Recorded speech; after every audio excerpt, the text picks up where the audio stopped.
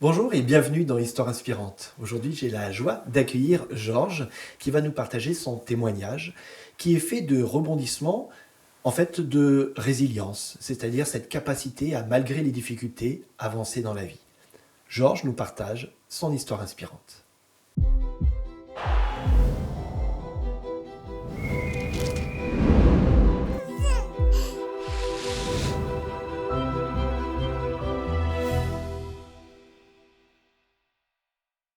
Bonjour Georges. Bonjour Philippe. Heureux de t'accueillir dans cette émission d'Histoire inspirante. On se connaît depuis plus de 20 ans. Oui. Voilà. On a grandi dans la même ville, à Valence, mais on ne se connaissait pas à l'époque. Non, voilà, exactement. On a vécu pas tout à fait aux mêmes endroits, Voilà. mais effectivement, je suis de Valence, même si je suis arrivé à l'âge de 3 ans. Ouais. J'ai grandi là-bas.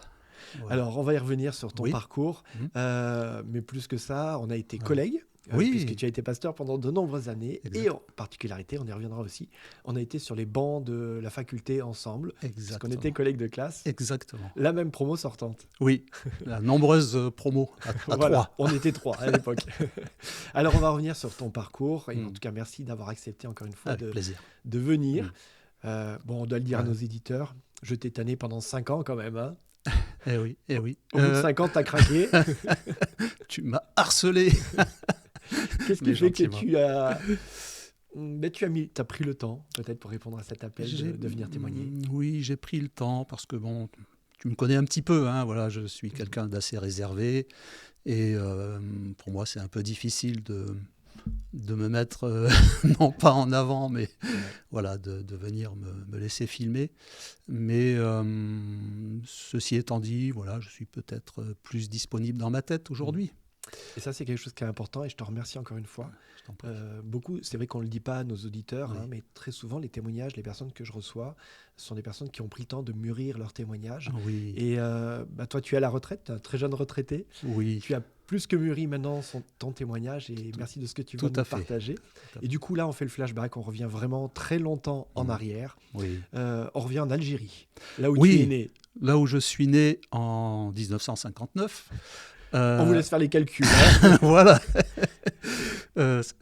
Dans une ville qui s'appelle Aïn Temouchent, à côté d'Oran. Donc c'est l'Oranie. Aïn Temouchent, ça veut dire la source du chacal. Et donc je suis parti d'Algérie comme la majorité la quasi-totalité des pieds noirs, des rapatriés, en 1962. Voilà. Là-bas, tu es avec tes parents, oui. Avec tes frères. J'ai deux frères à ce moment-là qui ont 9 et 6 ans de plus que moi, et je suis le troisième. Vous rentrez en France. Oui. Quand vous arrivez en France, vous débarquez où et dans quelles conditions? Alors les conditions, pour la majorité des rapatriés, n'étaient pas des plus heureuses, mais mes parents ont débarqué avec quelques valises, et c'est tout, et nous trois. D'abord à Bordeaux, ensuite à Martigues, où nous sommes restés quelque temps dans la famille, et mon père a trouvé ensuite du travail à Valence. Où tu vas grandir, où tu vas vivre ton adolescence. Voilà. Le petit gamin qui débarque d'Algérie, donc tu as quel âge à ce moment-là? J'ai 3 ans. 3 ans. J'ai 3 ans. Est-ce que tu as des souvenirs de l'Algérie, de cette période-là, en tout cas particulièrement pour tes parents, d'établissement en France? Aucun souvenir, sinon ceux qui m'ont été transmis par la famille, par les parents.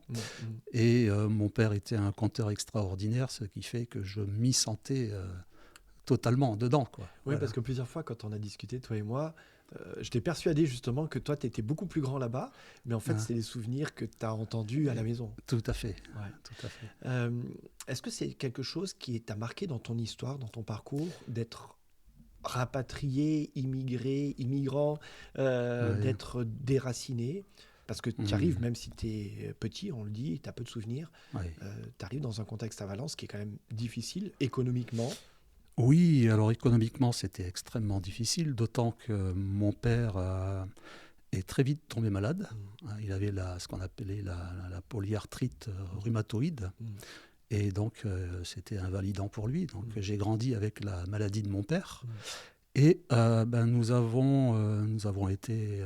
alors, toi, tu connais la ZUP à Valence, qui est un quartier où la majorité des gens qui venaient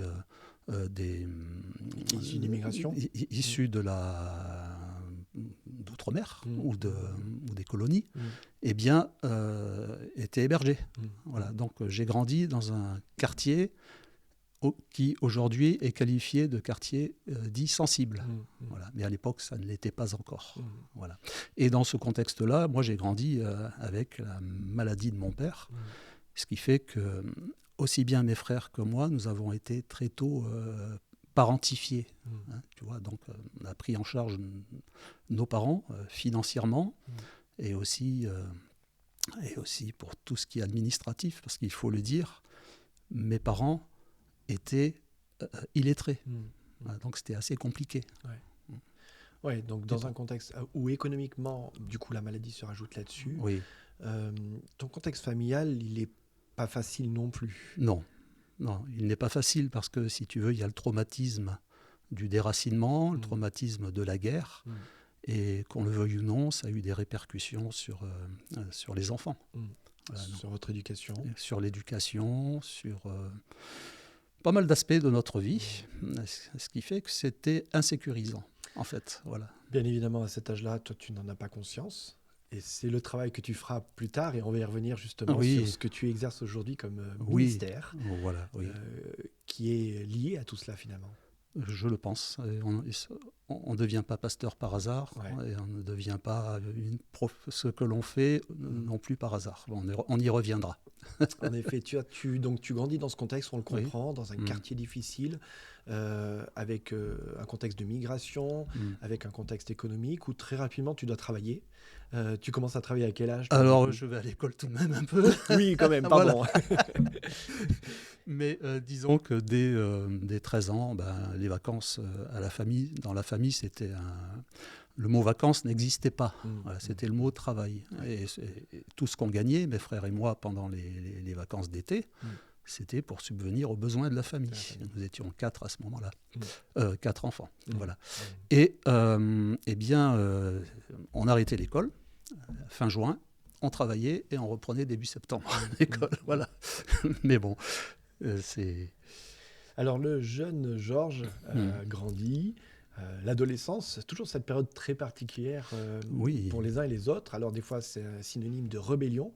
Mais pour toi, ça a été aussi un signe peut-être de quête, et particulièrement une quête spirituelle. Tout à fait. Alors moi, la rébellion, ce n'était pas non plus un mot que je connaissais. En tout cas, ce n'était pas dans mon vocabulaire.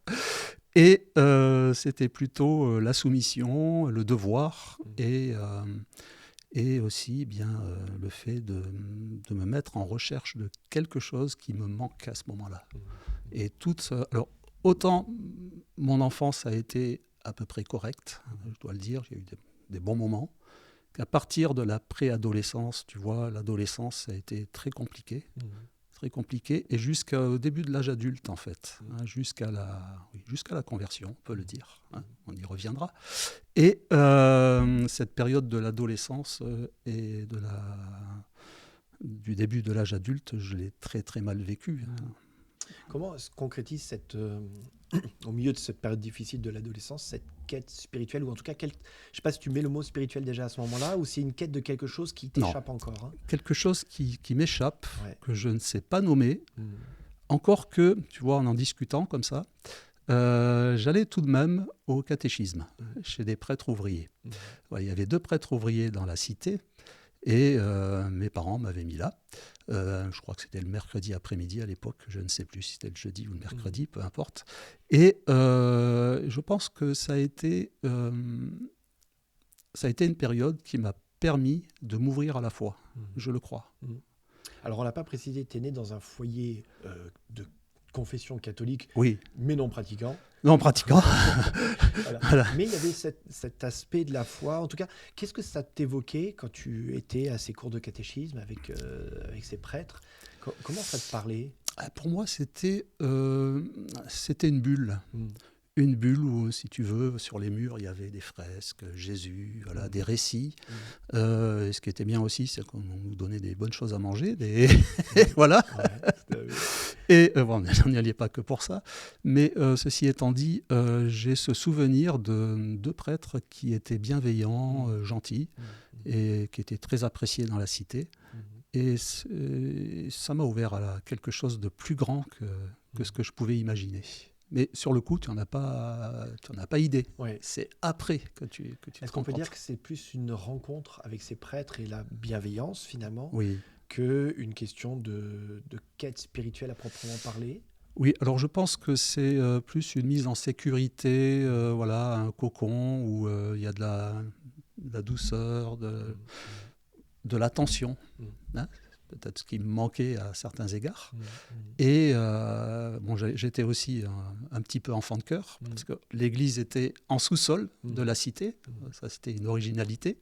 Et le dimanche, j'allais là-bas à la messe, pas toujours pour les bonnes raisons, mais pour retrouver les copains. Voilà. Alors, il y a ce jeune adolescent qui grandit, et tu l'as évoqué, on doit y revenir, bien évidemment, ta rencontre avec la foi ou cette spiritualité qui est beaucoup plus concrète maintenant. Comment elle se fait, cette rencontre avec la foi, ce moment de conversion? Alors, il y avait cette idée de plus grand que soi, cette idée que, au fond de moi-même, quoi qu'il puisse m'arriver, il y avait une part de moi-même qui était inaltérable. Cette idée que j'ai eue dès la préadolescence. Je me suis dit, il y a une partie de toi qui ne peut pas être touchée, qui ne peut pas être atteinte. Et cette idée-là m'a poursuivi tout au long de l'adolescence, jusqu'à la conversion. Et je me suis dit, à partir de là, peut-être que tu peux arriver à faire quelque chose, que tu peux arriver à te reconstruire. Alors, il y a cette conviction intérieure. Et comment cette conviction intérieure, elle se concrétise justement à un moment donné? Elle se concrétise par mes lectures, par des recherches. Alors, cette caractéristique qui m'a toujours habité, c'est d'être curieux. Mais curieux intellectuellement, de chercher, d'aller au fond des choses, et ce qui m'a permis aussi d'avancer dans la vie, encore aujourd'hui. C'est une quête de toujours mieux faire, de découvrir et d'aller au fond des choses. Et ce sont mes lectures. Alors, tu connais la rue des Alpes à Valence. Oui. Il y avait une bonne librairie à la rue des Alpes, à côté du 46.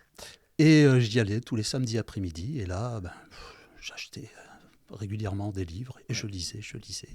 Alors, pas forcément que des livres chrétiens à l'époque, mais c'est quand livres philosophiques. Et, de mémoire, c'est quand même une librairie qui est clairement chrétienne.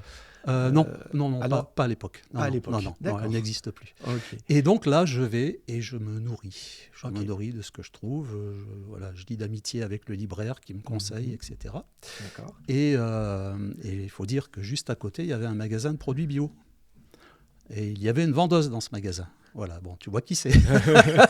Il y avait un certain intérêt pour le bio, mais aussi pour la vendeuse. Voilà, c'est ça, voilà.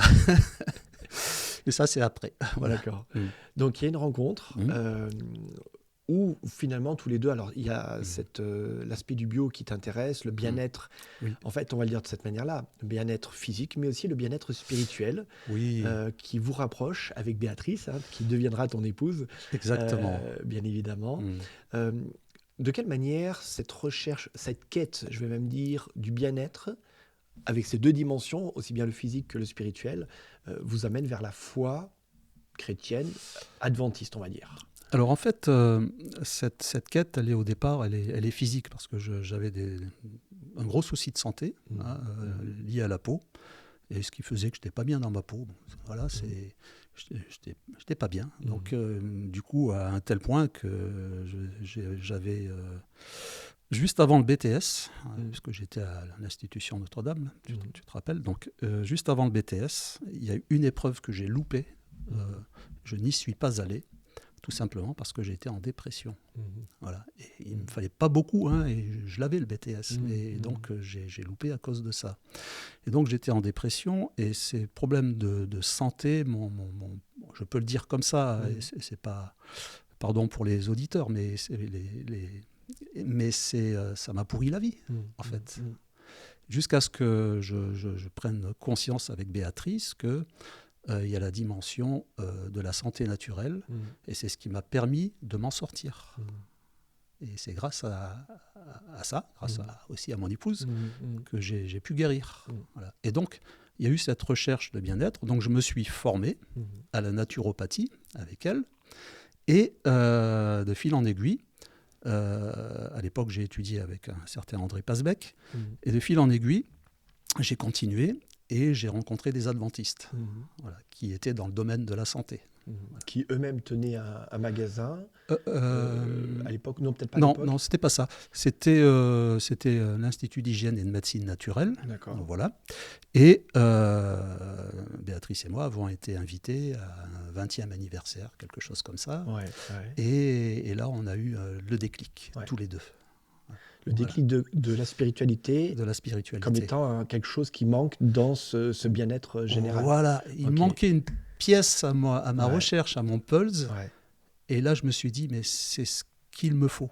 Et elle aussi. Voilà. Et là, tout d'un coup, tu t'es reconnecté à l'enfant de cœur ? Pas tout de suite. Pas tout de suite. Il a fallu du temps. Il a fallu du temps. Donc, voilà. Dans ce contexte-là, tu entends parler de la foi. Alors, la foi, tu avais entendu parler, mais tout d'un coup, cette foi, elle prend corps. Là aussi, il y a une recherche intellectuelle qui s'amorce à ce moment-là, peut-être avec un pasteur. Oui, alors, il y a une recherche. Au départ, c'est intellectuel. Chez moi, c'est ma porte d'entrée, c'est intellectuel.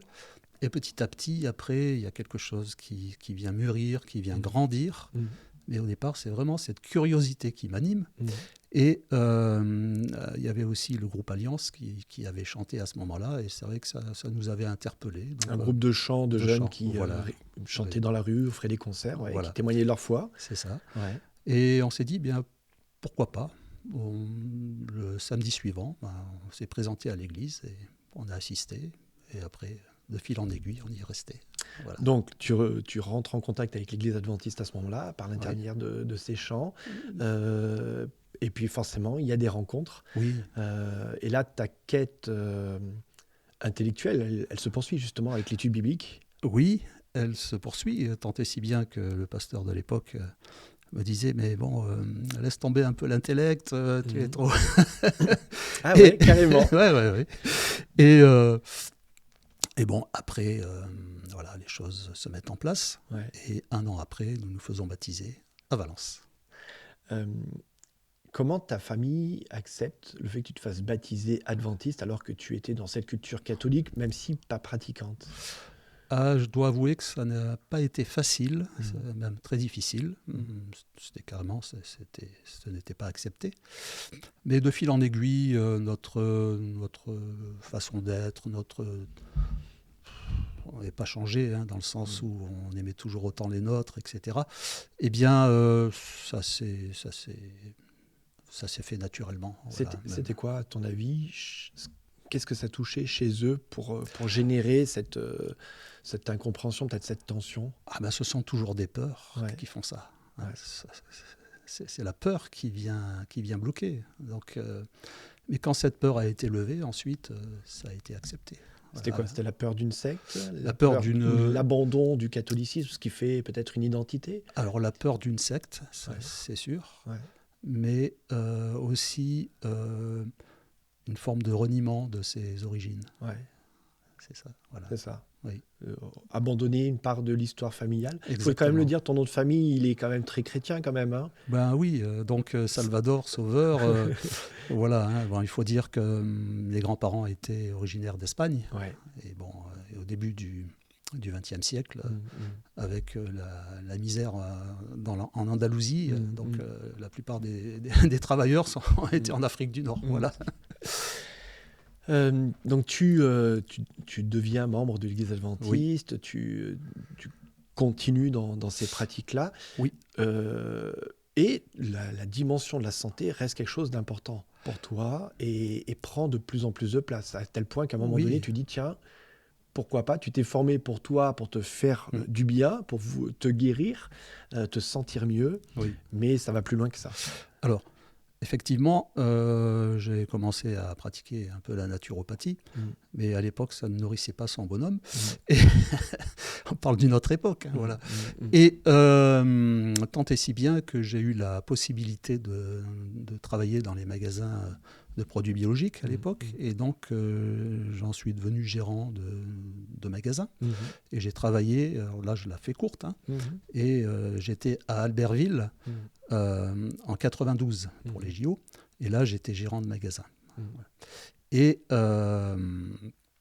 nous allions à Chambéry avec Béatrice, à 50 km, à l'église.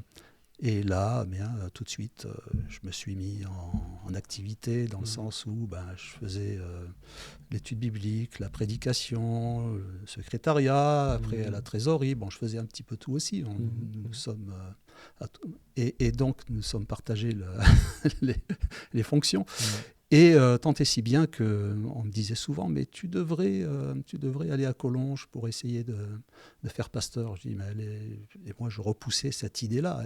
Et Béatrice me harcelait avec ça, gentiment. Hein. Elle me dit, oui, mais je te vois bien, tout ça. Je dis, non, laisse-moi tranquille, je suis trop vieux. J'avais plus de 35 ans, 36, Alors j'allais dire, 37. c'était quoi tes arguments pour ne pas répondre à ces sollicitations?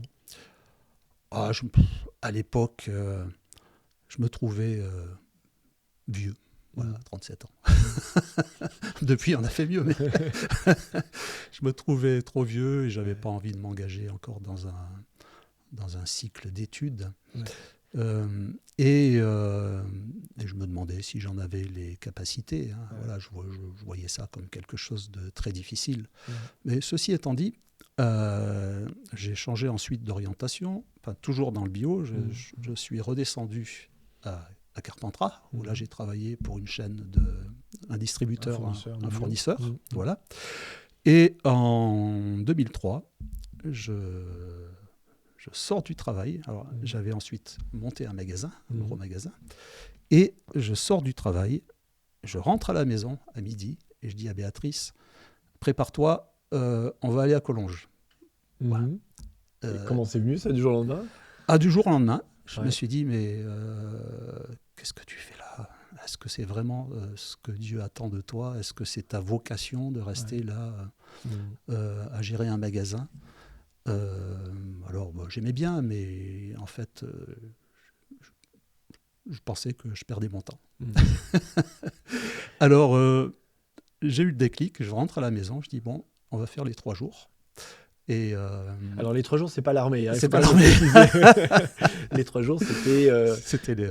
C'est toujours quelque chose que Collonges permet à ceux qui veulent étudier de venir tester pendant 3 jours les cours. Portes ouvertes. Voilà. Portes ouvertes, voilà, quelque part. Exactement. On vient, on s'assoit, on écoute et on se dit, ah oui, tiens, pourquoi pas. Voilà, non, c'est pas fait pour moi. Non, il n'y avait pas les 3 jours de tests psychométriques et tout ça. Voilà.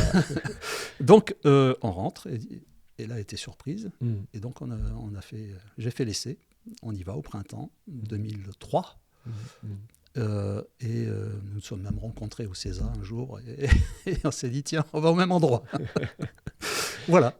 Et en fait, je dois dire que ça a encore été une démarche, une quête intellectuelle. Il y avait quand même cette frustration de ne pas avoir terminé un cycle d'études. De ton BTS que tu évoquais. Voilà. Et donc, j'ai repris. Et je me suis dit, j'essaye une année. Voilà, parce qu'à ce moment-là, j'avais 43 ans. Voilà. Et j'essaye une année. Bon, la première année, ça s'est pas trop mal passé. J'essaye la deuxième. Allez, on fait la troisième. Et de fil en aiguille. Tu étais parti pour 4. Finalement, il y en a eu 5, puisqu'ils ont rajouté... Avec les accords de Bologne. Voilà, une année au passage. On y est tous passés. Voilà. Et j'ai été jusqu'au bout avec joie. Ouais. Il y a quelque chose qui caractérise un peu ton parcours dans ce que tu nous racontes. C'est des bons, des rebonds. Oui. Alors toi qui as étudié par la suite la psychologie aussi, c'est un mot qu'on appelle le mot résilience. Oui. Pourquoi tu poses, tu me l'as dit hors antenne, mais pourquoi tu poses ce mot résilience sur ton parcours? En fait, je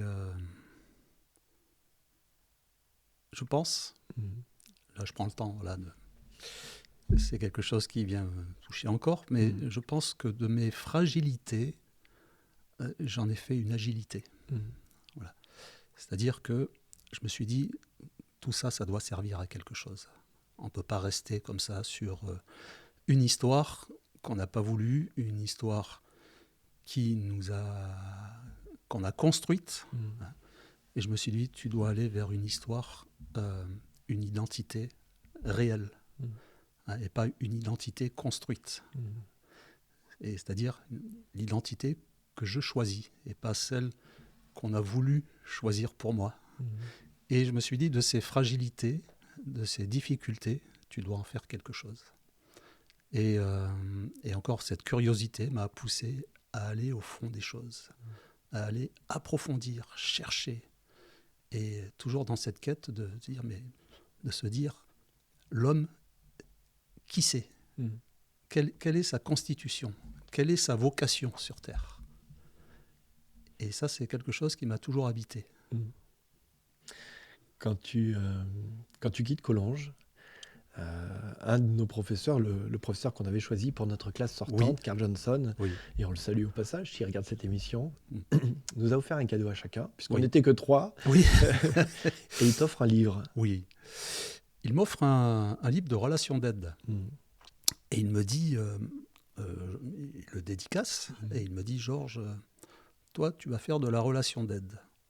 Ah bon, ça c'est une nouvelle pour moi, parce que j'étais aussi à milieu de m'imaginer que je ferais de la relation d'aide un jour, de même que j'étais à milieu de penser qu'un jour je serais pasteur. Et donc ça a été encore une autre découverte. Et peut-être des signes, avait-il vu des signes en moi, mais ce n'est pas quelque chose que je manifestais particulièrement en cours, tu t'en souviens. Et effectivement, donc, quelques années après, je me suis intéressé à la matière et j'ai poursuivi cette quête de sens. Cette quête de sens, elle t'a permis de relire ton histoire ? Oui. Beaucoup ? Oui. J'imagine que parfois ça t'a un peu brassé ? Un peu beaucoup. Ouais. Voilà, c'est-à-dire que relire cette histoire, et bien sûr pas tout seul, avec Dieu, puisqu'il a, je pense, été toujours là, et c'est le sens du verset que je dirais tout à l'heure. Pour moi, ça a été une source d'inspiration dans mon parcours, et aussi un accompagnement humain. Donc c'est une psychothérapie, pour le dire clairement. Et c'est ce qui m'a permis aussi de rebondir, de passer des caps, de grandir, de croître, d'évoluer. Encore une fois, de la résilience. Et voilà, encore une fois. Tu vas prendre ta retraite il y a quelques années, il y a 3 ans, tu as pris ta retraite Non, juillet 2024. 2024. Encore un peu moins.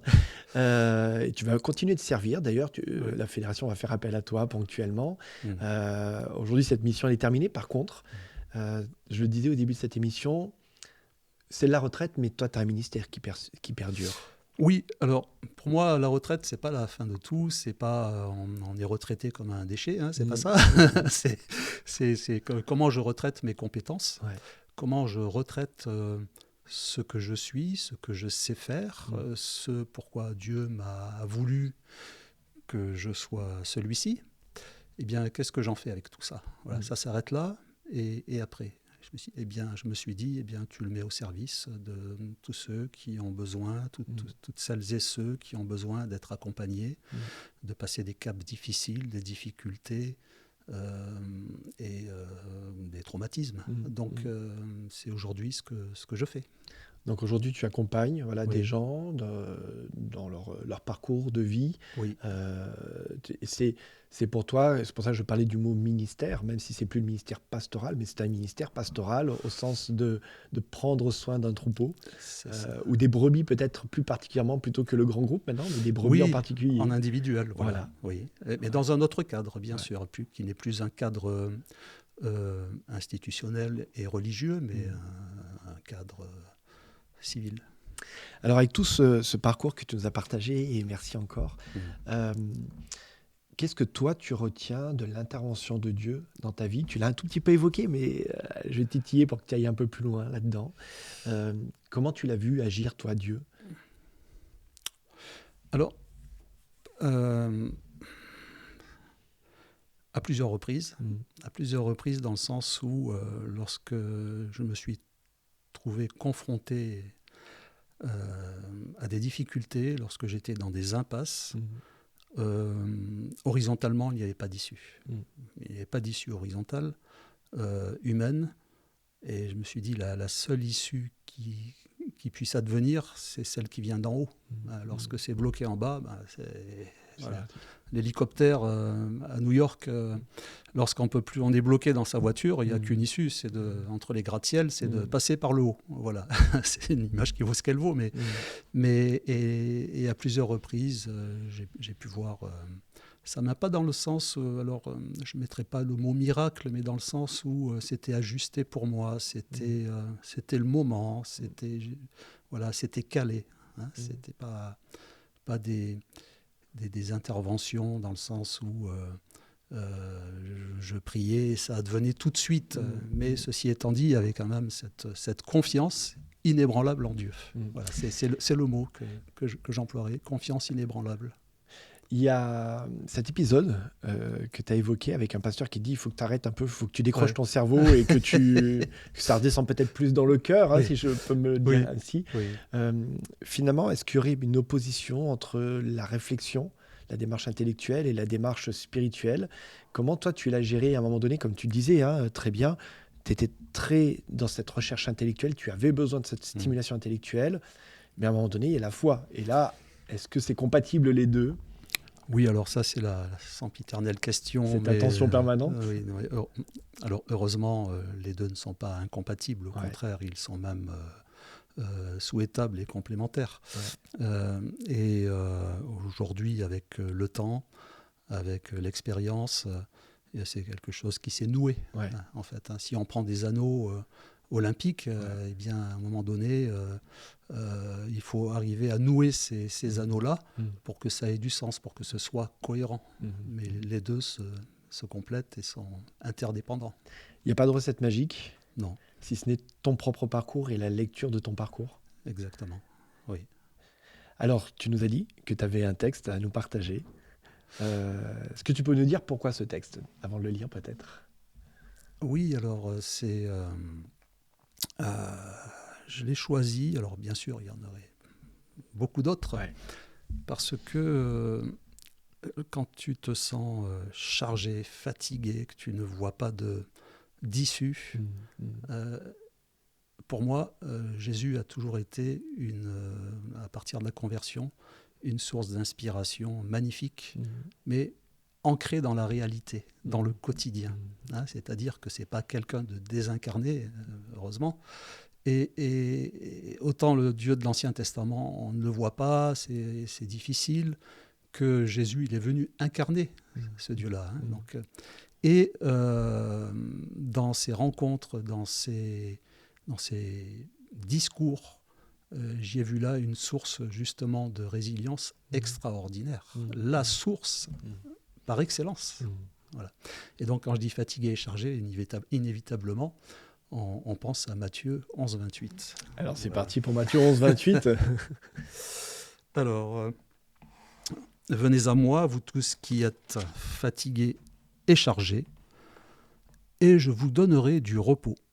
Prenez mon joug sur vous et recevez mes instructions, car je suis doux et humble de cœur, et vous trouverez du repos pour vos âmes, car mon joug est doux et mon fardeau léger. Le joug a été lourd. Est-ce qu'aujourd'hui, tu as trouvé cette paix? Je peux le dire, je peux même l'affirmer, oui. Merci beaucoup, Georges, d'avoir accepté encore une fois, malgré les obstacles, de partager ton intimité avec dignité aussi. Et je te propose de laisser une trace de ton témoignage sur notre mur ici. Merci à toi, Philippe, pour cette interview tout en douceur. Merci.